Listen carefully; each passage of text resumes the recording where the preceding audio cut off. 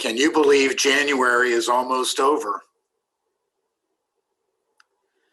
I tell you, at least for me, there are parts of days and sometimes nights that can drag and feel heavy, seem like they'll never end.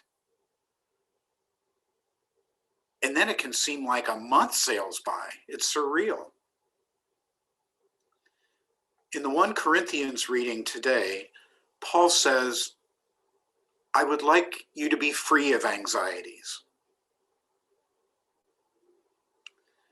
See if Jesus' teaching helps in this regard.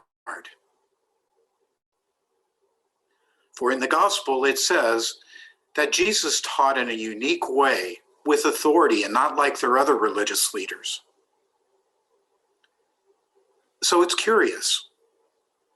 Why do we, as followers of Jesus, get distracted easily?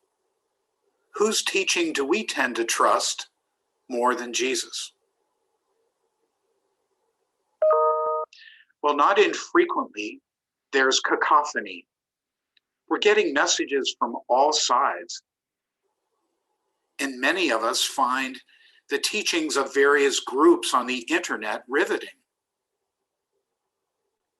At times, it can seem like we're in a closed echo chamber and we're selectively perceiving what we want to hear.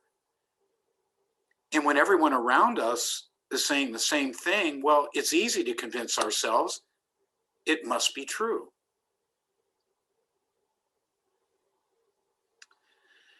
In addition, most of us have people we look up to, and it's easy to slip into hero worship, into idolizing their take on things and crowding out other perspectives, even Jesus. Many people here and now, maybe some of us, are having a hard time figuring out whose perspective to prioritize. This has happened before. Some think their world's going to end if their job ends, if they become food insecure, if they get COVID, if she leaves, if. While it's easy to trust quick fixes, teachings we want to hear, what helps us instead refocus on Jesus and his teaching? Reprioritize Jesus. Well, sometimes it's when we hit the wall. As we're gasping for air because life has kicked us in the gut, we remember Jesus' care for us.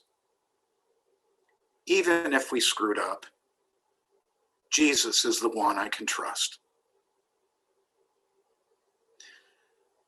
Sometimes other people of faith who seem anchored even through their storms help us refocus on Jesus, because these people care enough to notice that I'm struggling and care enough not to run away, but they love me as I am with staying power.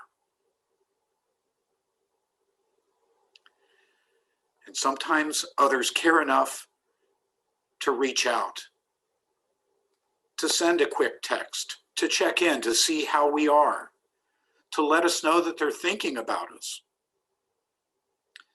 This kind of care often reminds me to refocus on who and what matters most. Jesus is reliable. Jesus' perspective brings life even through death-dealing circumstances. And may our gathering here as people of faith, followers of Jesus, bolster our efforts to listen to Jesus. For he is the companion we can rely on,